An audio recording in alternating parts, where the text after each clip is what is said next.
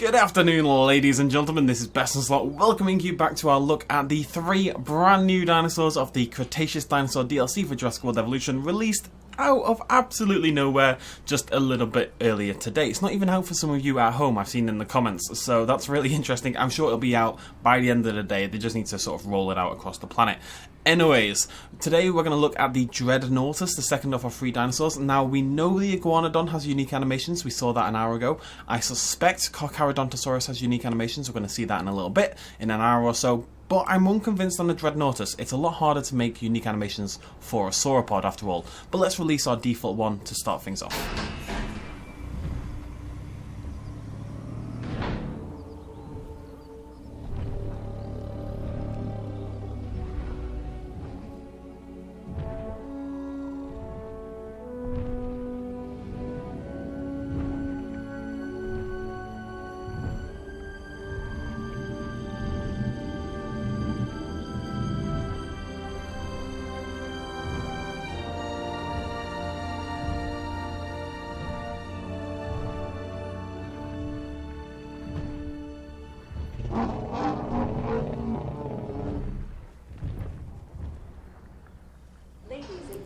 It really has a really unique call at the very least. It's got, you know, it's this loud bellowing call like all the other sauropods, but it kind of trumpets. It's kind of this growl almost, like from the base of the throat, that the other sauropods don't have. It's much rougher in a lot of ways than I think a lot of the others, and I think the idea is to sell it as a humongous dinosaur. We are going to do a little size test as well. I'll tell you what, let's get a Mamenchisaurus on the go right now, and we can compare the Mamenchi with the Dreadnoughtus.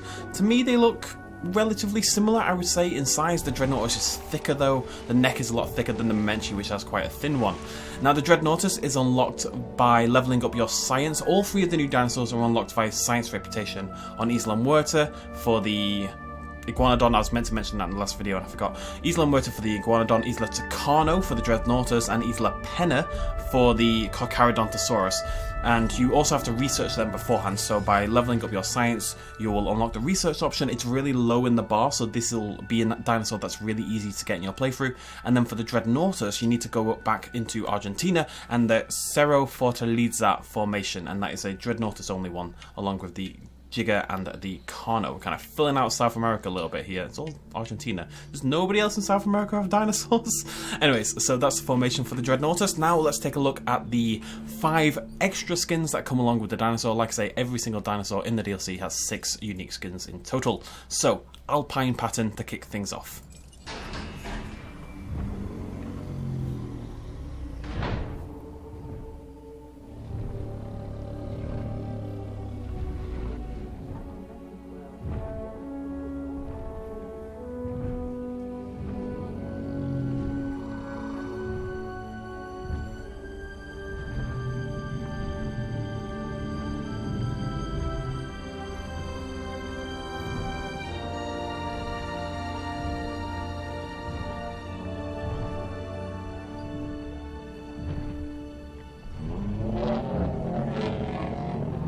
I refuse to believe that noise hasn't been made with a trumpet or a brass instrument of some description. And there's our Alpine one. Now, what's interesting is, if we hit into Ansel for a moment here, we actually have an extra patterning here, this kind of speckled striping banding going down from, it's kind of faint towards the top of the head. They do this quite a lot, and then as you get towards the back, and particularly the tail, sort of this area here is where it's darkest. Is that present on the other version? It doesn't look like it, so it looks like those two. This has got some striping, sort of, you can see it. It kind of looks like, I don't know how to describe this other than wet paint, but water, you know, it's kind of dripping down this sort of darker texture. Blends in a little bit, but there are some stripes of it that drop down into the lighter, the counter shading, whereas this has more noticeable, darker, clear sort of striping along the back. This is kind of what you'd expect for an alpine dinosaur. So let's move on to the next one, and the tundra pattern. I'm always happier when the camera swings around to the right hand side. You know, get it in the sun, that's what we want. Shut up about the sun. Favourite quote of anything, by the way. Shut up about the sun. Shut up about the... I'll stop ruining it.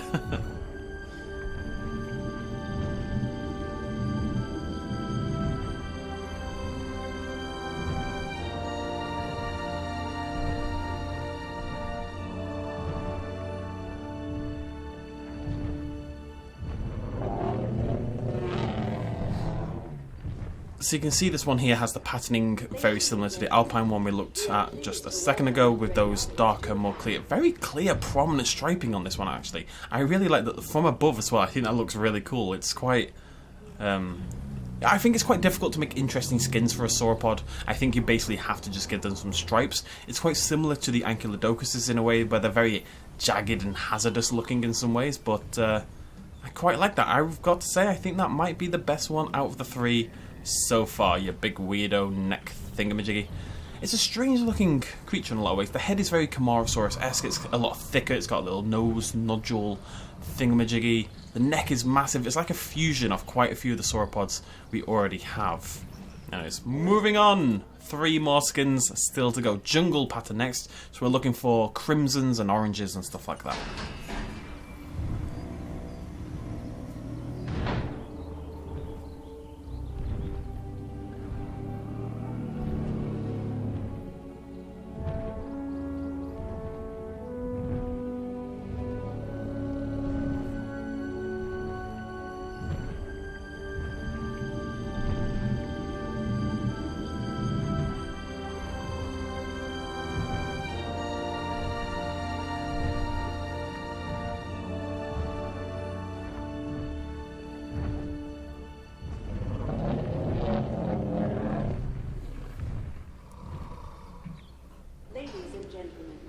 A little on the boring side, this one, if we're completely honest. It looks very, very similar to the... Oh, it does have the same... It's got the banding that the others do. That is very noticeable on this one. I love that one.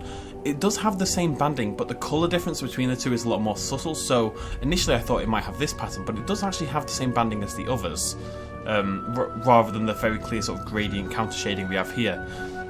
Not my favourite, probably my least favourite out of the 4, but still perfectly acceptable. Just gonna...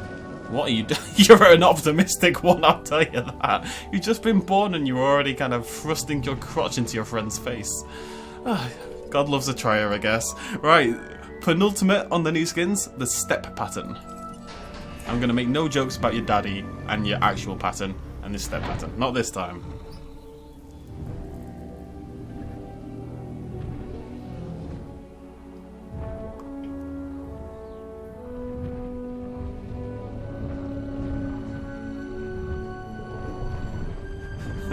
Do you mind, buddy? Just parks right in front of the camera.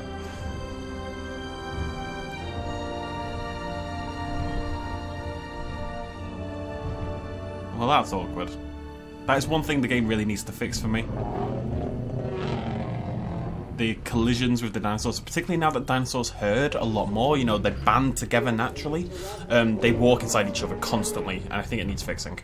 That's a really nice step. It's a strange one where it's quite light usually, and then it's got like a darker sort of crimson sort of patterning along it, very similar to that one where the crimson patterning is very noticeable, where the stripes, the banding is very noticeable. I quite like that one, I gotta say.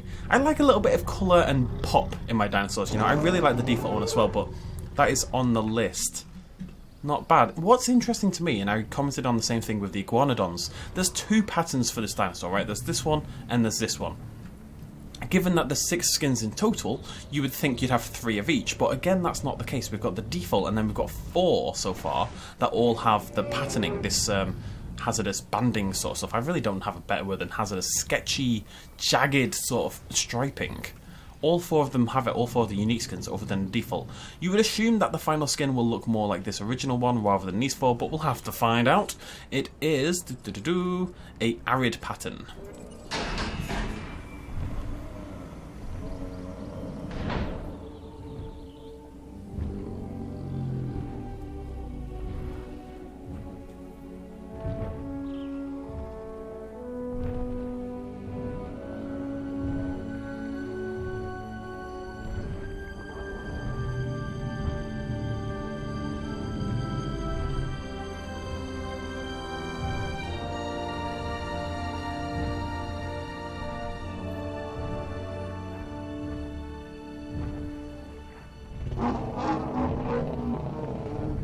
It sounds like a trumpet is laughing at me. They look great over there in the distance, don't they? I mean, the sauropods always do, but as predicted, this does have a fairly default looking pattern. It's basically the same one, but with some lighter browns in there, some lighter colours in general.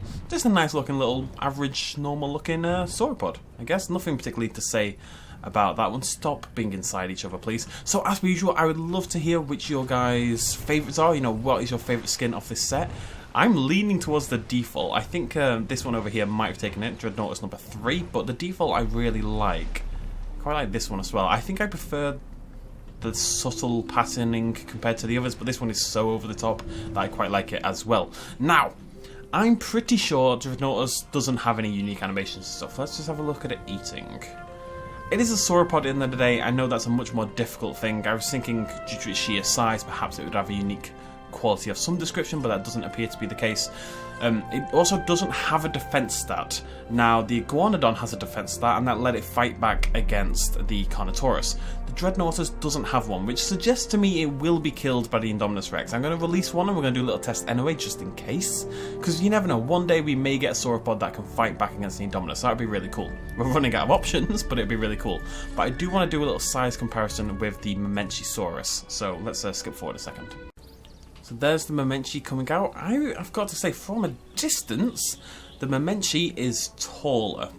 Of course, because of the humongous neck, but I think it's taller than the Dreadnoughtus. I haven't looked at the stats before this video, the actual measurements of the dinosaurs. I know the Dreadnoughtus was once in the conversation for the biggest dinosaur. So it surprises me a little bit that Mamenchi is, I would say, noticeably bigger, but it does have a neck that arches upwards more. It's a very, I mean, that neck is absolutely freaking insane. It's nice being able to look at the general differences between the two. Anyway, the Dreadnoughtus has more of a muscular, flappy, those two don't seem to go together. There's more texture around the belly sort of area with the Dreadnoughtus. The back legs are definitely skinnier, sort of around the ankles. The front legs as well, I would say, are skinnier. It looks in general to be a smaller dinosaur than the Mamenchi. There's not much in it, but I would say so.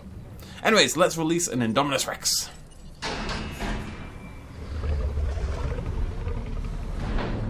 Now, oh, camera, come on, cameraman. Now, Mr. Cameraman, you are to focus on the Dreadnoughtus, not the Mamenchi. Okay, if you go and just kill a Mamenchisaurus, I'm going to be very disappointed in you. You can cry about it all you like, son. I'm not interested. Okay, I will skip forward, folks, and we'll have a little look.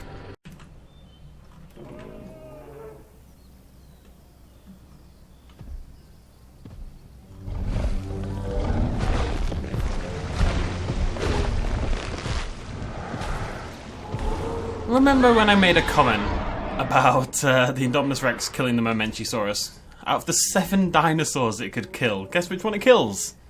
The Mamenchisaurus. For God's sake, Indominus. Useless. Useless. Think, going for it, think, oh, no, no, maybe considering it, thinking about it. Dreadnoughtus in trouble. I like it just walks up to it, like, I'm just gonna walk up, I'm gonna bite you, and you're gonna die.